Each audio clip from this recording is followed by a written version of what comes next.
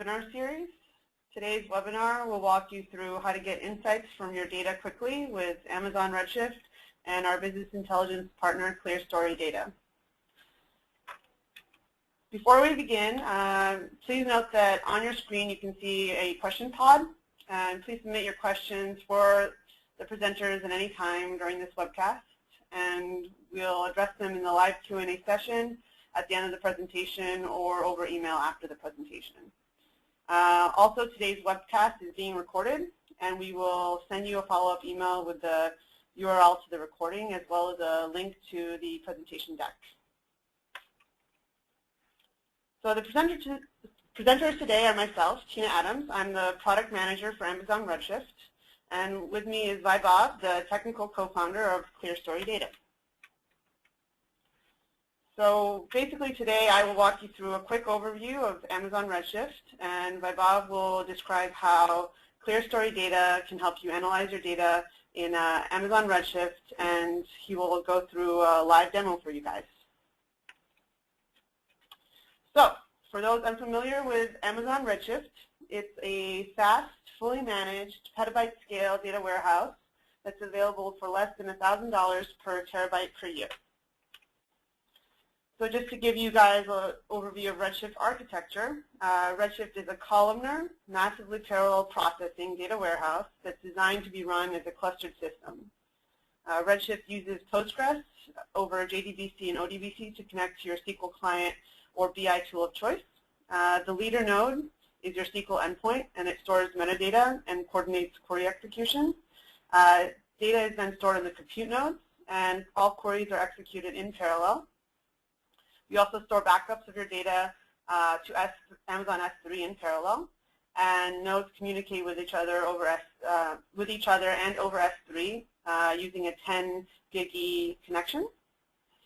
We have two hardware platforms. The DW1 is our magnetic platform, and it's designed for large data warehouses, and it scales from 2 terabytes to 1.6 petabytes.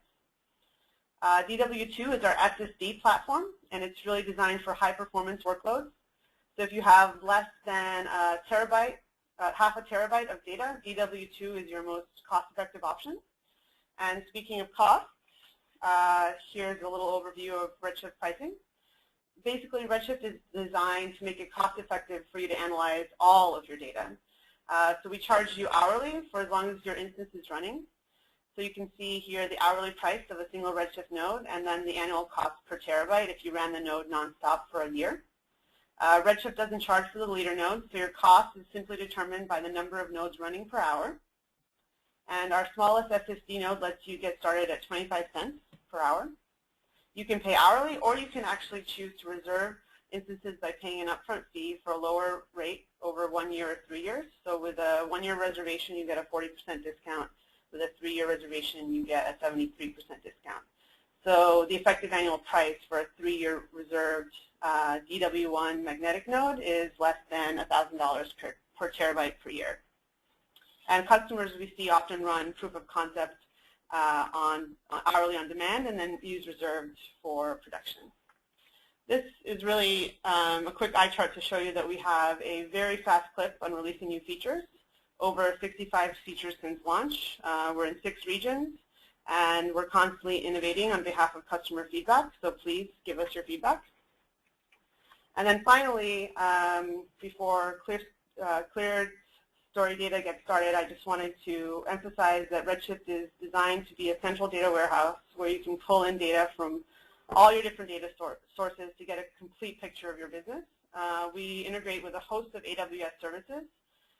You can load data in parallel directly from Amazon S3, Amazon DynamoDB, our NoSQL data store, and Amazon Elastic MapReduce, which is our Hadoop service. And you do this using a single SQL copy command. You can also copy data directly from your own on-premise database over an SSH connection, and this is also in parallel. And because customers rely on Redshift as a central data store, having good business intelligence tools is very important, and that's why it's great to have ClearStory here to describe how they can help you get a handle on all your data quickly and easily. And with that, I'd love to hand it over to ClearStory. Thank you for the introduction, Tina.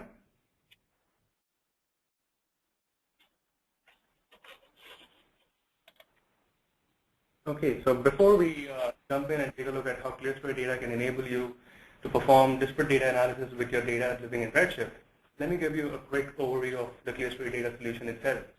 So we are a fully vertically integrated solution, which is an application coupled with a scale-out backend platform that enables line of business users, data scientists, data analysts, business users, basically all of the users in your organization to perform fast interactive insights, fast interactive analysis on your private as well as external data sources with a highly intuitive and collaborative user model using it through an application which runs in your browser. Why companies end up choosing ClearStory? Primarily because of how we enable fast cycle analysis and converge data on the fly. And this is because of our investment in data inference and profiling, which eliminates the traditional data modeling steps and rigid pre-modeling that is required out of old school data intelligence tools. And this feeds into our data harmonization and blending layer, which leverages the data inference and semantics present in your data and converges this data on the fly. One of the primary use cases for ClearStory is for diagnostic and exploratory analysis. So as you blend in your internal private data with external data, you truly see amplification of value and insights that can be uncovered rapidly as data updates from sources. So depending on your source of internal and external data, you could have data sources updating in a few minutes or hourly or daily, but ClearStory can keep up with the rate of change and show you the most relevant and up-to-date insights. And finally, our focus on interactive and low latency operations. So our platform is designed to scale out and handle data at large scales and be interactive and highly intuitive through the browser-based application. And we have pioneered our use of collaborative data-driven analysis where multiple users from geographically disparate teams can perform this analysis on multiple data sets near real time and then uncover insights and share them with each other. For a quick high-level overview of the ClearStory architecture itself, on the left here, we have our data inference and profiling tier, where we can access all of your internal as well as external data. For internal data, it could be things starting from CSV files, Excel files on one end of the spectrum, to relational sources, Redshift clusters, Amazon RDS databases, or even big data platforms like Hadoop and NoSQL data stores. External data would come from public sources, like census data, weather data, or it could be data off the web, or through premium data partners like Cantor Media, Dun & Bradstreet, and partnerships like these, which we are adding on an almost daily basis now. So our data inference layer can access the data at source and then infer what's present in that data from a semantic point of view. So we understand things like time granularities, geographic data, hierarchical custom categories that are present in the customer data, and that is added to our ever-growing catalog of metadata. Now this is leveraged by our data harmonization layer, which is built on top of an in-memory data processing layer called Spark, and it uses the metadata as well as the cached in-memory data sets to converge data on the fly, driven through our intuitive web application, which can be accessed by multiple users simultaneously and collaborate using their domain expertise with data. So this is something that refreshes as data from the source changes. So you can perform ongoing analysis, analyze marketing campaigns, sales campaigns, inventory analysis. All kinds of use cases can be facilitated because of the horizontal nature of the platform and the breadth of features that it supports. Some concrete examples of how customers use it today. So our first example is that of a consumer packaged goods company, which is Danone, where they analyze, where they perform holistic analysis of their supply chain, of how yogurt is sent from their data centers through their distribution channels, through shelves and retailers themselves. So previously, all of this data and this convergence analysis was taking them well over a couple of months to almost a quarter to perform.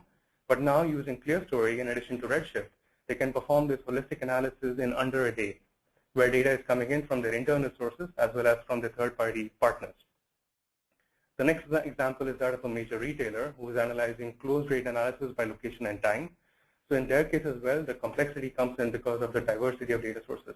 They have a multitude of internal sources. They have competitor data, weather data, data about demographic shifts, as well as new age data sources like identifying traffic at their parking lots and being able to converge that dynamically on the fly empowers their business users to analyze close rates really rapidly.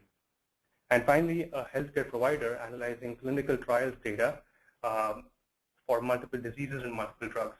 The primary challenge here is that these guys have a geographically disparate team, and without ClearStory, they were resorting to emailing spreadsheets around, and this was causing them significant delays in analyzing this data. ClearStory provides them with a single platform where they can bring in all of this data and collaborate with it near real time and share insights with each other. So before we jump into the demo, what you will see today is how we can connect to a Redshift cluster through ClearStory and access data from Redshift, performing automated data inference and harmonizing this data with other external data that need not be from Redshift. Then how we perform interactive and collaborative analysis and share that with more members of your team. And finally, how data from Redshift and resources can be updated so that your data stories can be updated as well. So with that, let me log into the ClearStory product itself. So I'm going to give you a quick overview of some of the concepts in the ClearStory product before jumping into an analysis using data from Redshift. So what I see here is the home screen for users when they log into ClearStory. All analysis with data in the ClearStory system is performed through containers of analysis called data stories. And these are searchable, they are taggable, you can discover your favorites. And this allows users to stay up to date with the most relevant insights and jump into this analysis right away. The data that allows building these stories is part of my data, and this could be things like your Excel files, CSV files, log files from internal SharePoint clusters or other sources, data repositories, which are relational sources like Redshift, RDS, Hadoop clusters, and so on, as well as API-based sources, which are off-premise private data like Google Analytics or Salesforce.com, things like that. Along with your internal data, ClearStory also enables all members of your organization to have access to public and premium data, which comes from a larger marketplace called Data You May Like. So Data You May Like allows users to very easily explore what's in these data repositories and then choose to either subscribe to or buy this data directly from within the product itself. So here you see data classified as demographics data, financial data, firmographics data, and the goal here is for users to simply explore this data and add it to my data if they think it amplifies the value of the internal data. This does not require any coding, any scripting, and data. All of this data is cataloged and metadata is analyzed for our users to use right away. Now let's actually look at how we can connect to a cluster like Redshift. And for this is the Redshift cluster that we have already set up for production. In one easy step, we can give access to connecting to this cluster. And by clicking this button, we can enter the credentials that are required to access this Redshift cluster. So here I have input the connection string, the database, and the credentials, and I can test to see if the data repository is valid, up, and I can connect to it with the permissions that I have. And in a few clicks, my data source has been created, and I can start issuing queries against it. I can invite other members of my team to access this data source and create queries based off of tables or views in this database. And I can also see other details about what this data source is and the access credentials, which can also be updated. If I want to create a new data set from this query, from this data source, all I have to do is input a query here.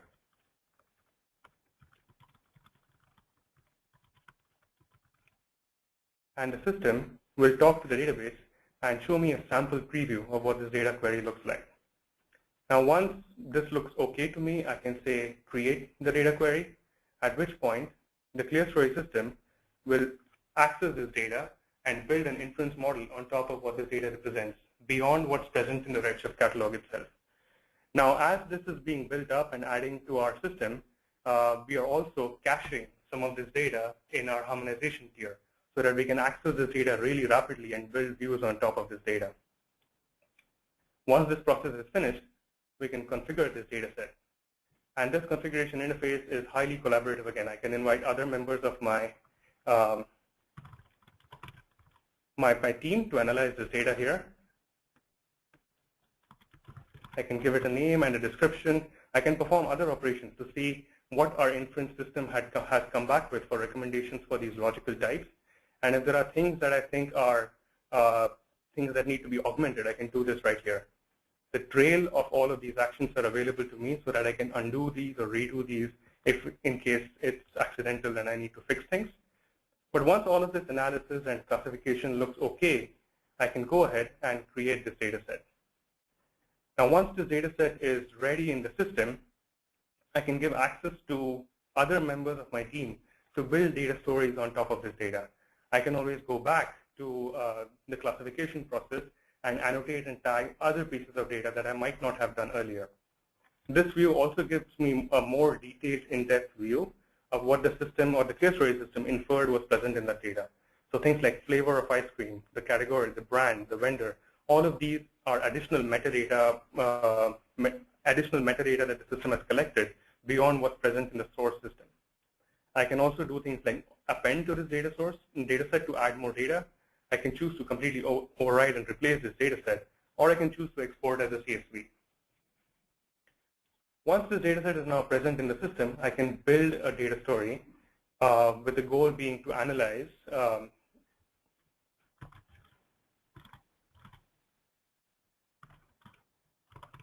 sales of ice cream in the United States.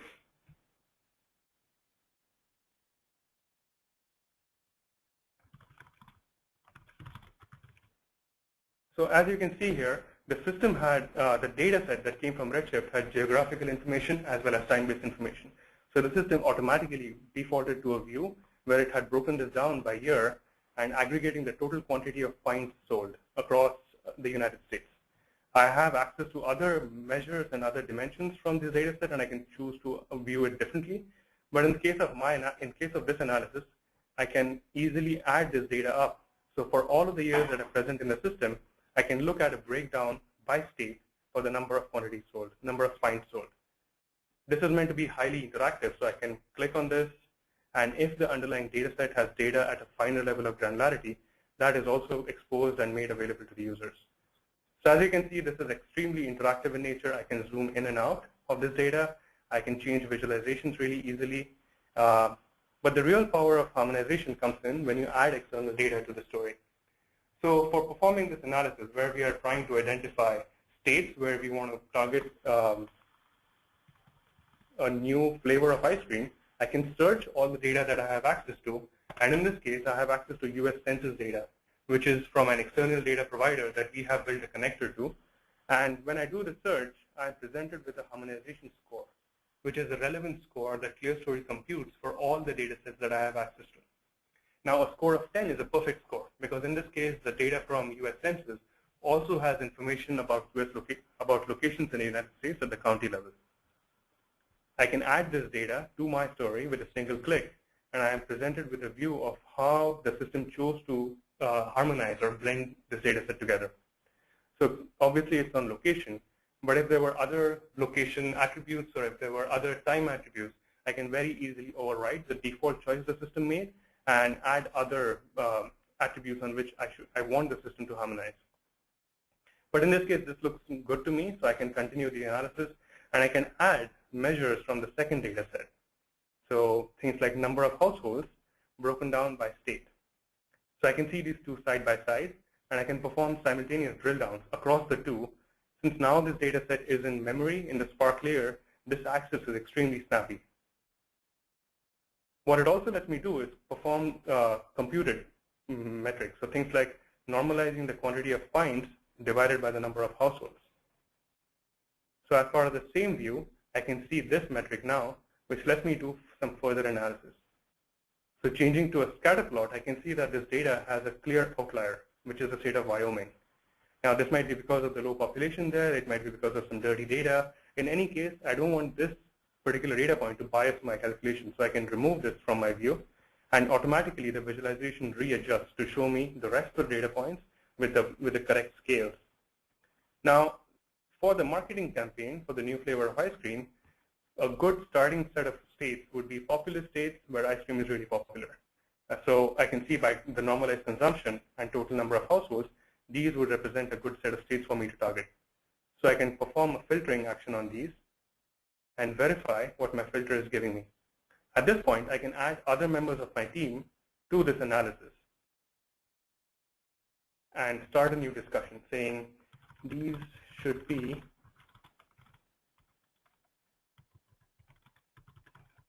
the link to view here remembers the entire lineage of operations that were performed, all the way from accessing the source from Redshift, US Census, converging on location, and applying this filter.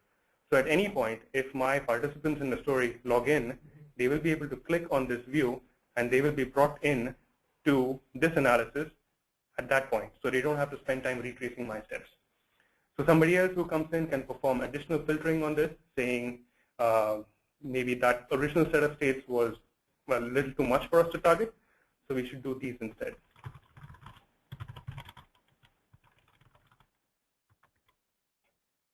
And apply. So at this point, we can easily see that there's a trail of this analysis that's built up in the system, and as time goes by, as more data updates from the source, you can keep up to date as to what's going on in the system, follow along this conversation, and take the analysis in whatever direction is relevant to you.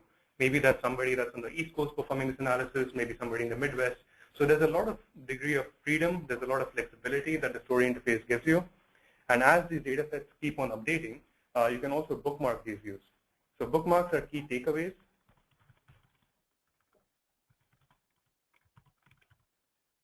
So as you get more and more data, you can always go back in history and revisit what were the actions taken at what point in time and the reasons for those. So ClearStory enables this kind of converged analysis across diverse data sets coming in together. And the view can be across different data sets, different data sources. So before we jump off and take questions, I'd like to also walk through another example of international outlook data, which is a macroeconomic data set. And the analysis here is across external data sets.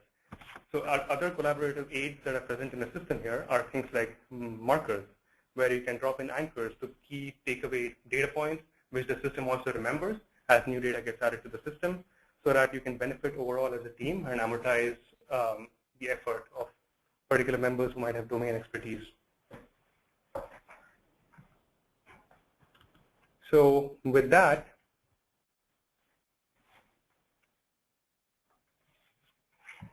I'd like to hand back control to Tina.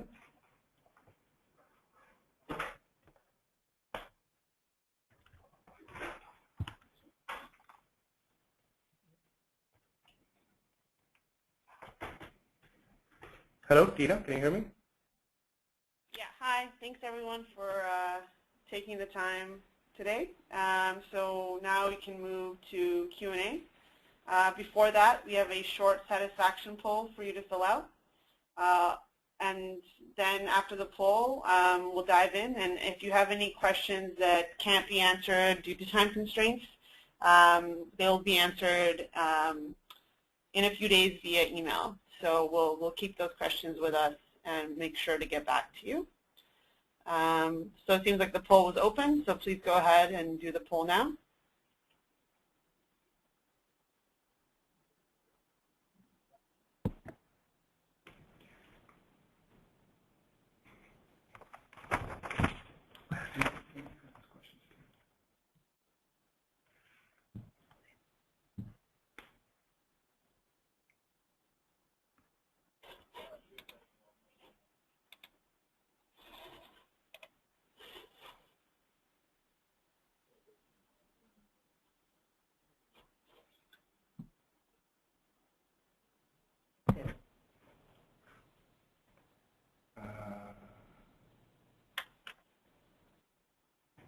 All right, and so I think we'll start answering any of your questions that come to us over chat.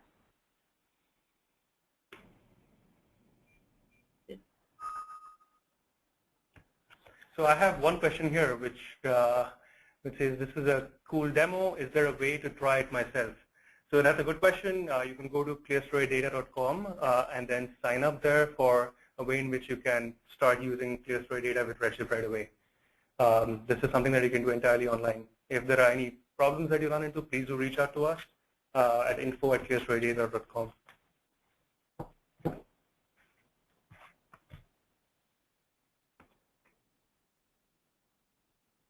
There is one more question that came in about internal versus external data. So one thing that maybe wasn't here in the demo, but you don't have to rely on purely internal or external data. but the story interface allows you to harmonize your internal as well as external data as part of the same view. So you can build stories off of entirely your internal data only, or external data, or a combination of the two. It's entirely up to our customers and our users.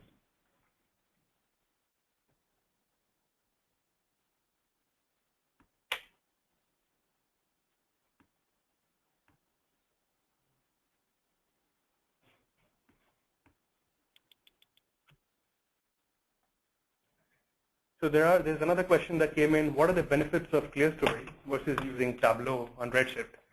So with ClearStory, you can access data also from Redshift as well as other data sources on the fly without requiring any pre-modeling or any data modeling step that's required. It's easily accessible to all of your line of business users.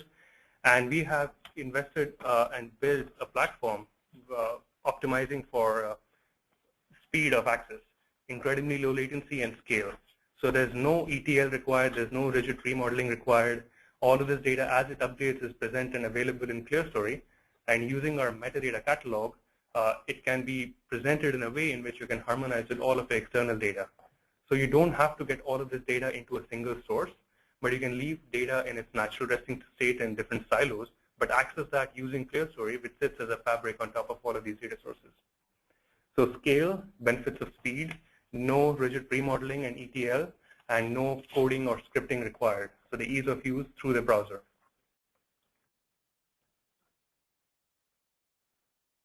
As well as collaboration. So collaboration being built in means that all of your users can access data as part of a single view, and you don't have to publish reports, you don't have to send each other emails or screenshots or anything like that.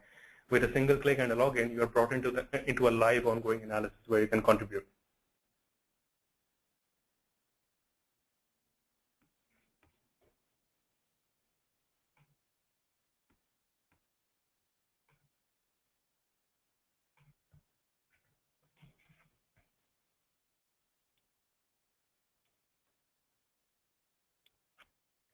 I guess if there are no further questions, we are about 1 minute away from half an hour, so we can probably close the webinar. And thank you again for taking the time today to learn about Redshift and ClearStory Data. And if you have any further questions, please feel free to reach out to either my email, tinaadam@amazon.com, or please. Tina, this Yes. is Maya, the webinar organizer. I do have a couple of questions from Rachel, and she is looking for an answer, so I'm going to read the question. Maybe it didn't come through to you guys. Okay. In ClearStory, can you do animated plots over time, such as animated bubble plots over time, or viewing the changes in the map over time? Yes, so in ClearStory, a way to do that would be through a series of bookmarks that you have. So bookmarks are a way in which our customers have used ClearStory as a presentation mechanism. So if you have takeaways from weekly data, monthly data, quarterly data, you can present that by clicking on these bookmarks. So while animating that as a video in ClearStory is not a feature that we support at this point, but a way in which you can show the transitions over time is facilitated through bookmarks and comments. So that's entirely possible. I see that there are other questions in here as well, so in case we don't get to these in the interest of time, we'll follow up over email. Yes, I think the problem is that the connection got a bit slower, and as the questions were coming in, you guys were not seeing it as fast as I could see them.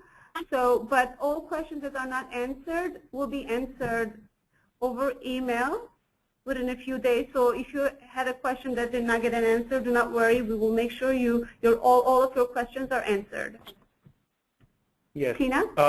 There's one more that I see, which is, can I make this a part of my big data strategy?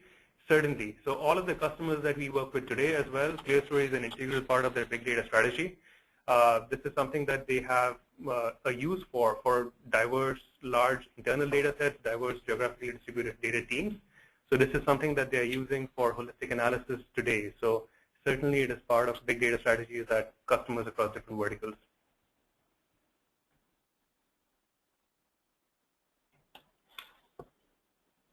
All right. Thank you, everyone, and please reach out with questions following the end of the broadcast. Thank you again, and have a great Tuesday. Thank you.